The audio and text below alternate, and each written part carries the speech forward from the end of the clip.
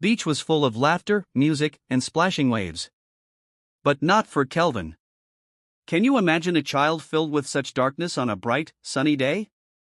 While other kids built sand castles, Kelvin stood near the water, glaring at his baby sister, Vera, who was crawling happily in the sand, giggling at seashells like the innocent baby she was.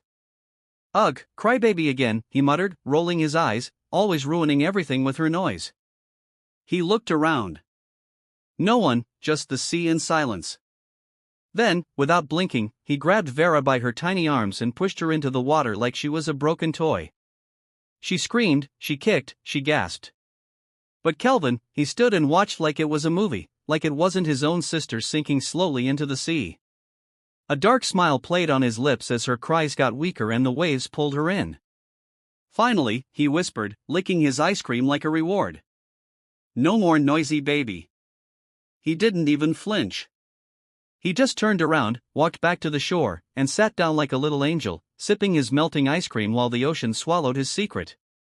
What kind of heart could stay so cold in the face of such a chilling act? Innocent Stories brings you tales that unravel the deepest human emotions. 2 full hours passed. The sun had moved.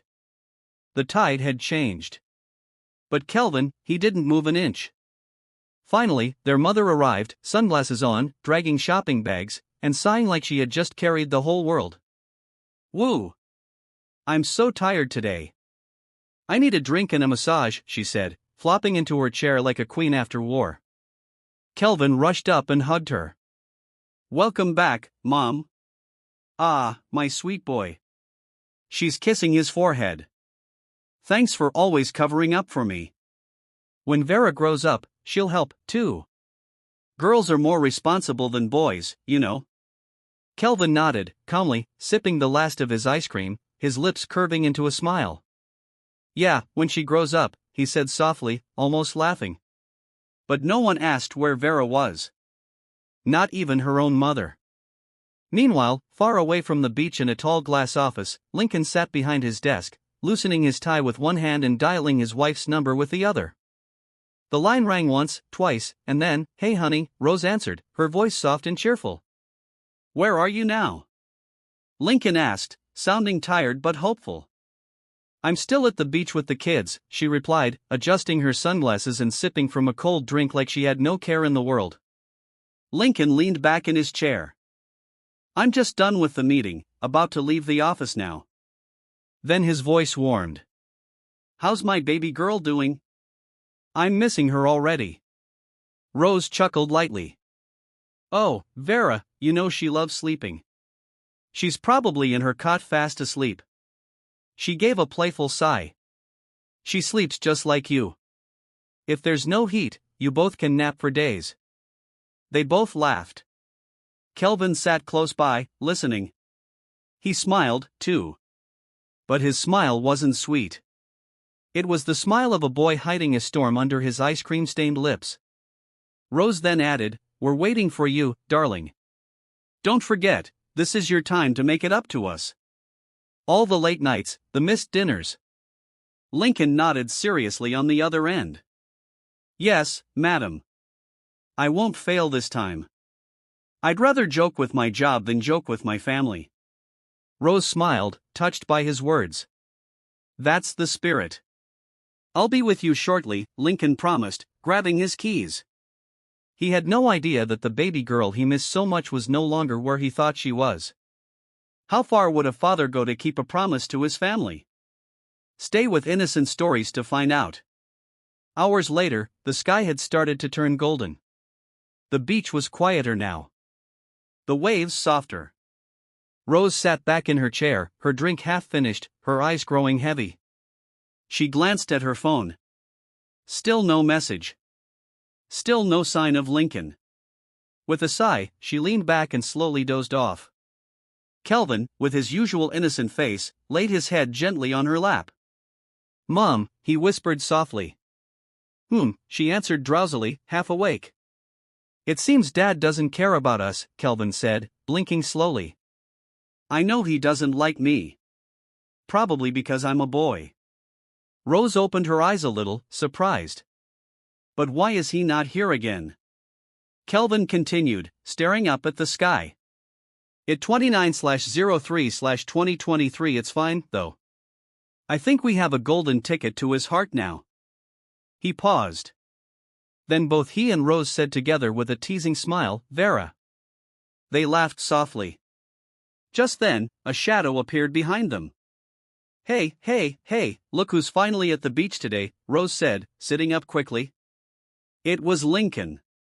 Sunset lit his face as he walked toward them, holding his shoes in one hand, his hair wind-tossed, his tie now tucked into his shirt pocket.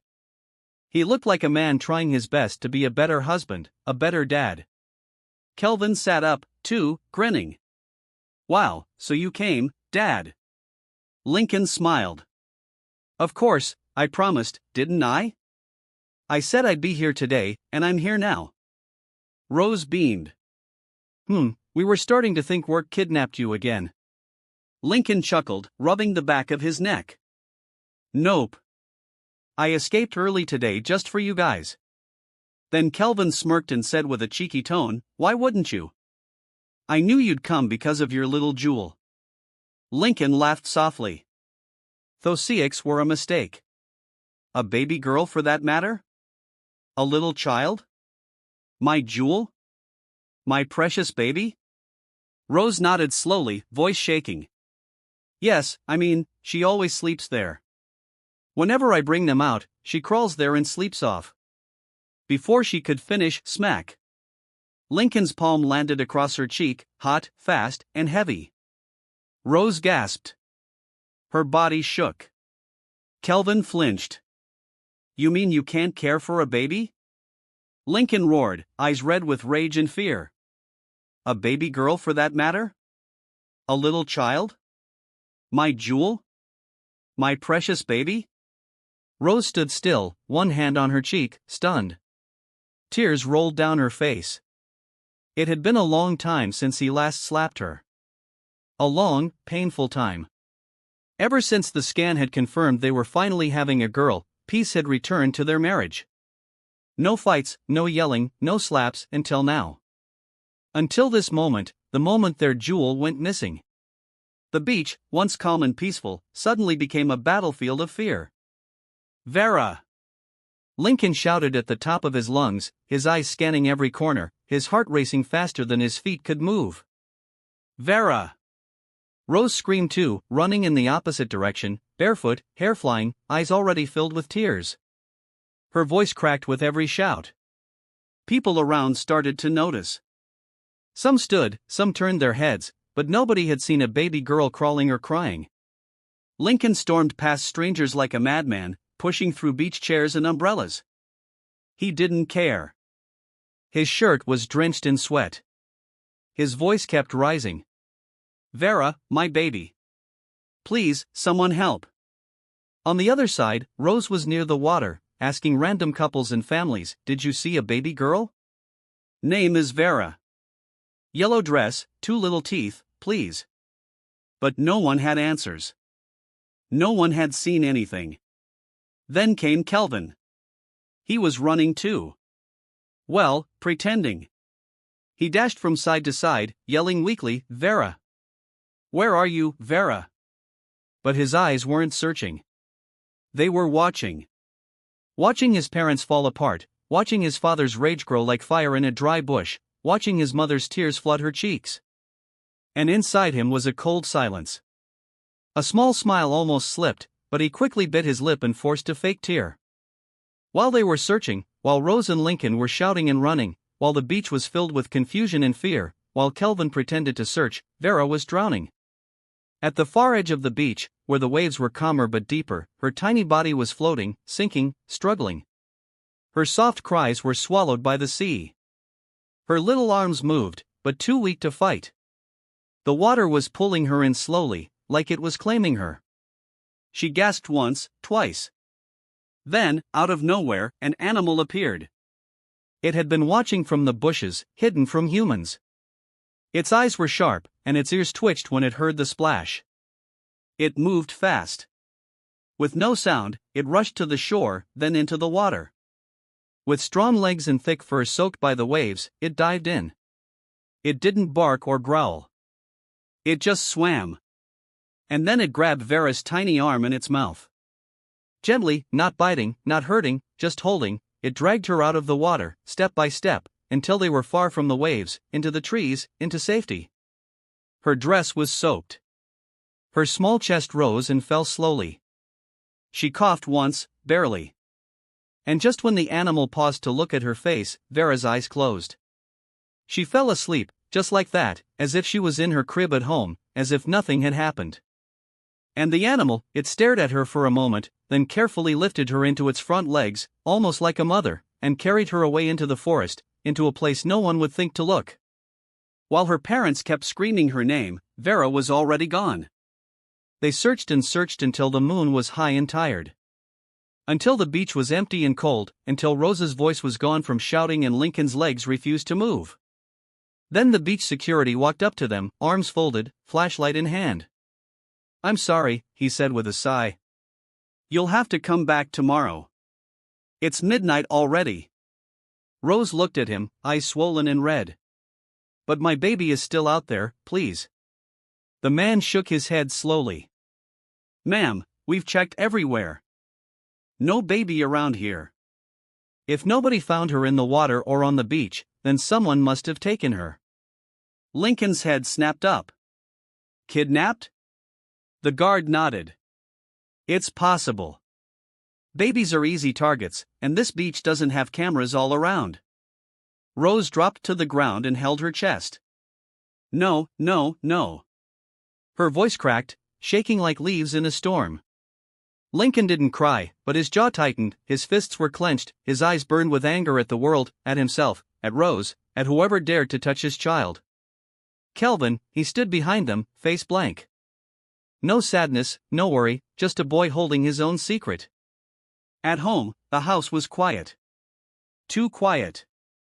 No one asked for food. No one mentioned sleep. Even the baby's toys in the corner seemed to be mourning. Rose walked in like a ghost and entered the guest room. She didn't change her clothes.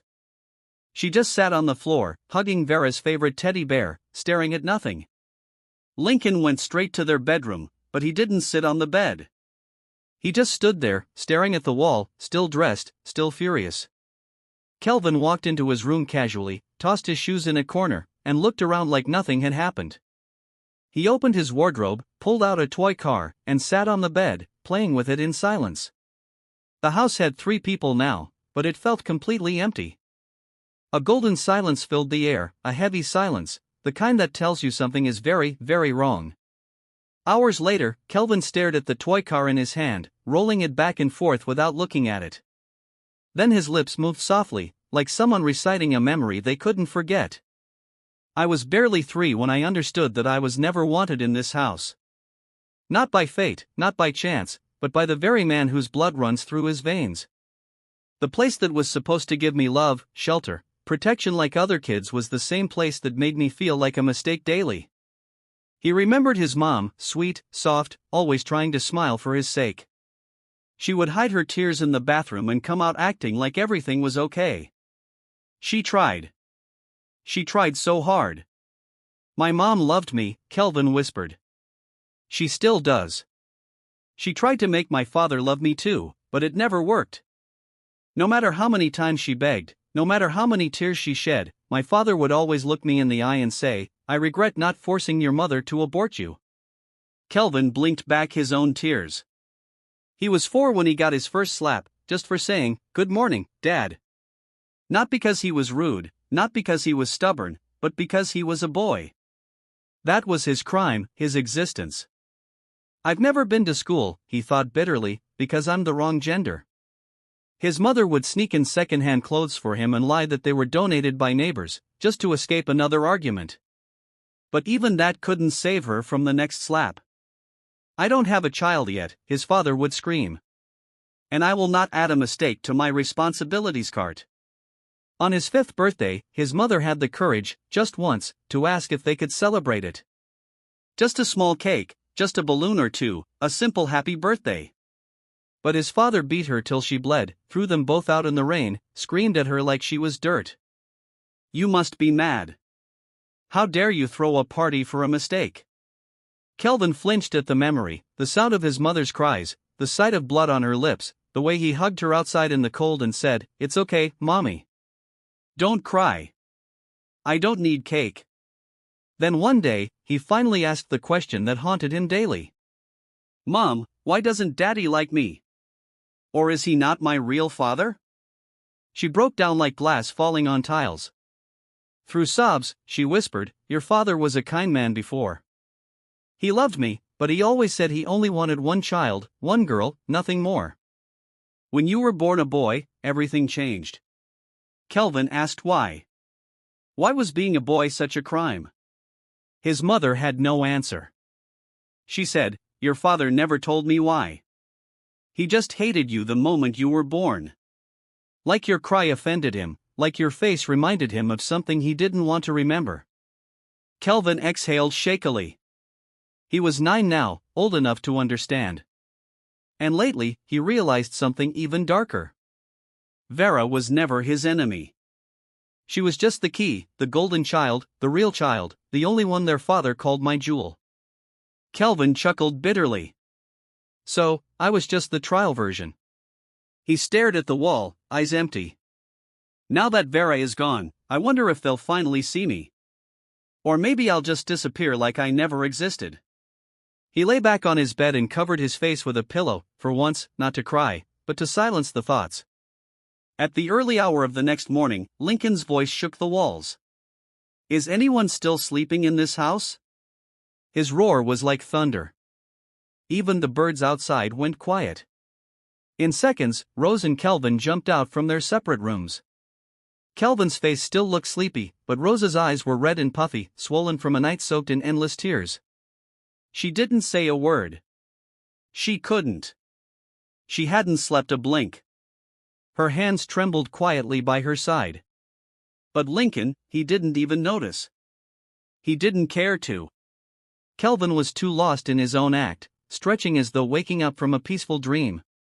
Then Lincoln turned to them both, his eyes burning like fire, his voice laced with fury. "Today is supposed to be my daughter's birthday, my jewel, my princess." His voice cracked slightly. "She turns 9 months today. 9 months. Do you hear me?" He pounded his chest, trying to hold back emotion, but frustration had already taken over. "I've had this day marked for weeks. I ordered her birthday cake last week. I bought her silver shoes, a princess gown, a custom tiara." Then he paused, his face darkened. "And now, look what your carelessness has caused." He took 2 steps closer. Rose instinctively moved back. "We were supposed to be cutting cake today, not drowning in tears." Kelvin swallowed hard, and then, with his voice low but sharp, Lincoln added, "We must find that girl today, or I promise you, this house won't know peace." Rose gasped softly, not out of fear, but out of pain. Because he meant it. He truly did. Her knees buckled slightly, but she stood firm. "Get ready. We're heading there now. Some officials are joining the search today. You better pray we find her. Pray." He stormed off to the living room, grabbing his phone and car keys. The silence that followed his outburst felt heavier than his threats. Kelvin glanced at his mom but quickly looked away, pretending not to see her tears. If he looked long enough, her pain might pierce the guilt he was trying so hard to hide. Meanwhile, somewhere deep in the wild, while her parents tore through pain and panic back at the beach, and while Kelvin wore his fake guilt like a badge of silence, baby Vera was giggling softly, heartily even, under a giant tree deep in the forest. Her tiny body lay comfortably on a large green leaf bed, gently swaying with the breeze, like nature itself had prepared a cradle just for her. She was smiling. Why? Because right beside her was the strangest guardian anyone could imagine. A wild animal, big and fierce-looking, yet acting like a nanny, a strange friend. It had pulled her from the river just in time. And now it wasn't just keeping her safe, it was entertaining her. The animal leapt around playfully, rolling on the ground, flapping its limbs, even plucking leaves and tossing them in the air like confetti. Vera laughed loud, bright, happy. Her soft baby laughter echoed sweetly through the trees. But it wasn't just playtime. The animal's ears twitched at every sound, every rustle, every movement. Each time another creature, even a curious bird, came too close to Vera, the animal would immediately growl, chase, or shield her with its body. It didn't just rescue her. It had claimed her, protected her like a precious jewel, just like her father always called her. And Vera, she was far from scared. She was peaceful, comfortable, unbothered, like a baby in paradise, unaware of the storm shaking the world behind her. By late morning, the beach was flooded with boots in tension.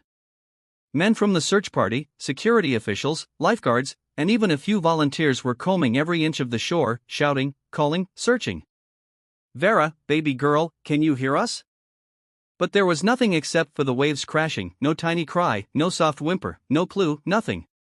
Rose stood like a ghost, her heart pounding in silent prayers, her eyes darting in every direction.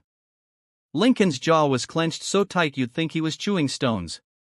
He stood a few steps away, fists balled, arms trembling.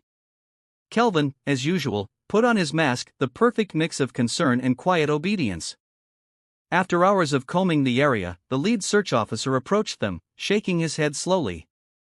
"We're really sorry, Mr. Lincoln. We've done all we can. There's no trace. We'll continue tomorrow, but for now, you'll need to go home and rest." Lincoln didn't say a word. He just gave a stiff nod. The men packed up and slowly left the beach one by one. Then came the silence, and that's when it happened. With the weight of loss hanging in the air, Lincoln turned to Rose with eyes colder than ice. "I don't ever want to see you or your mistake ever again." Rose blinked, frozen. "Never again." Then he shoved her so hard that she staggered backward, nearly falling into the sand. But Kelvin quickly caught her, his arms acting fast, his face unreadable. Rose's hands gripped her son's shirt, trying to steady herself. She didn't cry. Not yet. Her tears were dried out. She just stared at the man she once loved, the man who now stood before her like a stranger. Lincoln turned without a second glance, his footsteps pounding angrily on the sand, leaving Rose and Kelvin behind like forgotten baggage.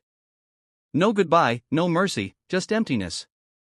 And the sound of the waves. Rose dropped onto the nearest bench, her legs too weak to carry the weight of her sorrow any longer. She didn't speak. She didn't blink. She just sat and cried, silent at first, then louder until her body began to shake. Beside her, Kelvin sat down quietly, his head bowed, trying to hold himself together, but he couldn't. Not anymore. Tears broke free, soaking his cheeks, falling onto his shirt like rain. Then, suddenly, he turned and hugged his mother tightly, burying his face into her side. His tiny arms wrapped around her with desperation. His body trembled. And in a voice barely above a whisper, he confessed, "Mom, I threw her into the water." Rose froze. "I threw Vera into the water, and the water carried her away." Her heart stopped. Her breath caught in her throat. "Please, I'm sorry, Mom. I'm sorry." She slowly pulled away and looked down at him, her eyes wide, trembling. "You said you did what?" she whispered, her voice cracking. Kelvin nodded, his tears now falling in rivers. "Mom, I was jealous," he sobbed. "I'm 7 years old, and Dad has never mentioned my birthday. Not once. Vera is just 9 months old, but he's already thrown 8 birthday parties for her." "8, Mom?" "He bought her an admission form for a school. He never talked about mine. He bought her so many toys, Mom. And the only toys I've ever played with were from the neighbors." Rose's lips quivered. Her chest heaved. Her heart cracked. "I hated that Dad didn't love me. I hated that I was invisible in my own house. So I prayed, Mom. I prayed that maybe God would use Vera to bring peace between me and Dad. But then I got scared. When the water refused to return her, I waited. But she didn't come back. I think she's dead, Mom." He sniffled, his voice breaking down completely now. "I think I killed her." Rose stared at her son like she didn't recognize him anymore, like she was stuck in a dream she couldn't wake up from. And then she whispered in a voice filled with horror and grief, "Kelvin, you killed your sister." Her scream broke the silence. Her sobs returned louder now, painful, full of heartbreak and disbelief. She clutched her chest like her soul had been ripped from inside her. And Kelvin just sat there, holding on to her, broken, lost. Both mother and son, two victims of a love-starved home, caught in a storm they didn't see coming. Kelvin sat silently beside his mother, both of them soaked in pain and silence. Then, with tear-stained cheeks, he looked up at her and whispered softly, "Mom, I think since Vera is gone, we should also stay here." Rose turned to him slowly, confused and numb. "We love Vera, right?" he continued. "Dad said we shouldn't come back home. That means we can stay right here to live with Vera's memory." Rose's lips trembled. Through broken sobs, she nodded faintly. "Yes, but Kelvin," she said in a voice barely above a whisper, "you should have shared your thoughts with me. I would have listened. You just hurt someone, hoping it would bring you peace. But real joy doesn't come from hurting others." Kelvin lowered his head. Her words pierced him deeply. Then, slowly, he stood up, brushing dust off his shorts. "Mom, I want to take a walk. I want to go check the place, the spot where I dropped Vera into the water." Rose immediately rose to her feet, alarmed. "Then I must go with you." Together, they walked quietly across the shore, feet brushing through dampened sand. When they got there, the pain came back in full force. Both stood over the spot. Both stared at the water, and both began to cry again. "Vera," Kelvin whispered, looking up at the skies. "I thought you would come back and bring peace into our home, but I was wrong. The water didn't return you." He dropped to his knees, sobbing quietly. Rose stood beside him, lost. Suddenly, they heard something. A sound. A baby's laugh. They froze. They looked at each other, then around the beach. The laugh echoed again, soft, pure, and innocent. Their hearts began to pound. They ran, not fast, cautiously, uncertain, fearful. The laughter grew louder. Then they saw it. They gasped and quickly ducked behind a rock, their hands covering their mouths in disbelief. Just a few feet away, a wild animal, a large furry creature, was tending to baby Vera, who lay on a bed of giant leaves, giggling and reaching for the animal's ears. The animal was licking her cheeks gently, like a mother. And whenever another smaller animal tried to come close, it growled protectively, chasing them away.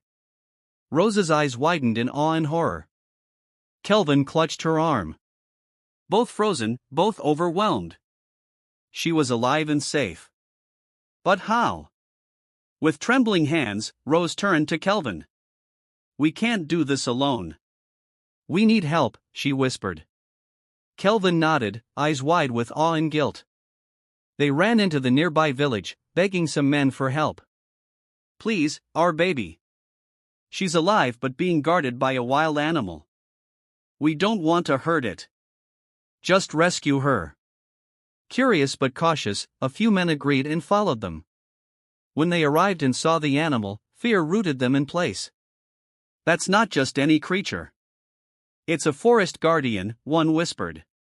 One of the men quickly ran back and returned with an old man, a professional hunter known in their region for his deep understanding of wild beasts and sacred nature spirits. When he arrived, Rose immediately dropped to her knees. "Please, sir, don't harm it. It saved my baby's life. We just want Vera back." The old man looked at the animal, then at the child playing happily. He nodded solemnly. Then, tentatively, he began to speak in a strange, ancient language, unknown to them all, a tongue that seemed to hum with the rhythm of the earth itself. The wild animal raised its head, watched him, listened. Then, gently, it picked up baby Vera, walked over to Rose, and handed her the baby. Rose broke down, clutching Vera tight against her chest, sobbing in gratitude.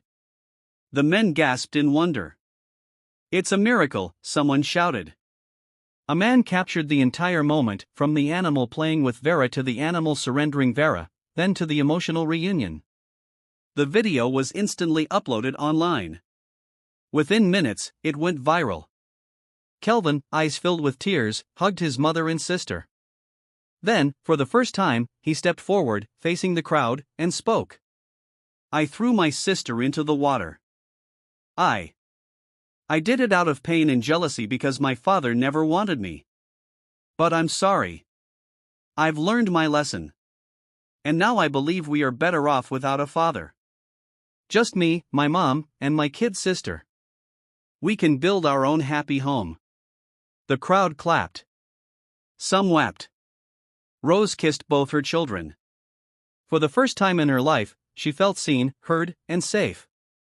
Meanwhile, miles away at home, Lincoln lay on the couch, eyes hollow, face stiff.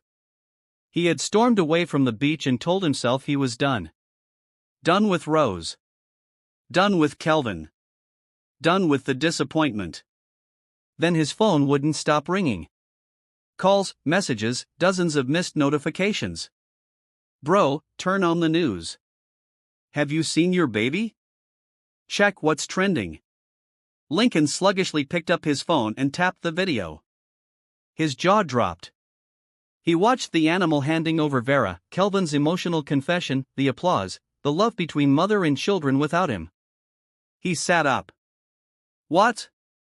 What have I done?" he whispered. His hands shook. He grabbed his keys and rushed out. Back at the beach, Rose and her kids were still surrounded by the curious crowd, preparing to return to town, when a young billionaire stepped forward. He walked up to Rose, dropped to one knee, and said, "Please, I don't know what you've been through, but I saw everything. I want to be the man who protects you. I'll take care of you and both your children, if you'll let me." The crowd gasped again. Rose blinked, shocked. But before she could respond, another figure stumbled into view, breathless, desperate. It was Lincoln. He saw Rose, Vera in her arms. He saw the billionaire kneeling before her. And without shame, he too dropped to his knees beside him. "Rose, forgive me. Forgive me. Please. I was blind. I was cruel. I let pain turn me into a monster. But I've lost you already, and now I realize what I destroyed. Please give me one more chance." Everyone went silent. Rose stared at both men. Kelvin stepped beside her, holding her hand. Her eyes were wet with tears, but her face was calm. The crowd grew still. The ocean breeze whispered softly, and even the waves seemed to pause in anticipation. Lincoln, still kneeling there, tears flooding his eyes, voice cracking as he spoke from the broken pieces of his past. "I am so sorry for bringing baggage into this marriage. My parents gave birth to only boys, 8 of us, and my father treated us like animals. He hated that we weren't girls. He abused my mother, blamed her, told us we were mistakes, worthless." His voice trembled harder. "I didn't know how much I carried that hate with me. I didn't know I was becoming the man I hated. I brought that pain into our home, into our marriage, into your life. I'm sorry for the man I chose to be." He looked up at her, tears falling. "Rose, please forgive me. Kelvin, my son, forgive me." There was a deep silence. Then Kelvin, brave and wiser beyond his 7 years, stepped forward. He looked at Lincoln, then turned to his mother. "Mom, you've been in a toxic marriage for 9 years. And now you have a choice." He raised his little fingers one by one. "Option 1, choose Mr. Lincoln, my dad. Option 2, choose Mr. Billionaire. Option 3, walk away with your beautiful children and start fresh." He took her hand gently. "Mommy, please choose wisely. But as for my dad, he is a big red flag." The crowd gasped softly. Rose looked down at her 2 children. Vera giggled in her arms, safe and full of light. Kelvin stood proudly beside her, strong, honest, and healing. Then she looked up at the 2 men before her. One represented her past, broken, painful, and bitter. The other represented a future unknown but hopeful. And then her eyes turned inward. She smiled, a soft, peaceful smile. "Hello, besties. Wow, what a journey." This story was full of emotions, truth, pain, and healing. Now Rose is at a crossroads. She has 3 options. Forgive and go back to Lincoln. Say yes to the billionaire who wants to build a peaceful future with her and the kids. walk away from both men and start a new life with just her children by her side. But she's confused, and she needs your help. So, besties, what would you advise Rose to do? Please drop your thoughts in the comments section. Let's help her choose wisely. Moral lessons. Number 1. Never carry generational pain into a new family. Number 2. Children deserve equal love, no matter their gender. Number 3. A mother's love can hold a broken home together, but it shouldn't cost her peace. Number 4. Jealousy unspoken becomes destruction. Speak up before it's too late. Number 5. Forgiveness is powerful, but trust must be earned. If you were moved by this story, don't forget to comment, subscribe, share. I love you all so much, besties. Stay strong, stay wise, stay kind. God bless you. See you in the next story from Innocent Stories.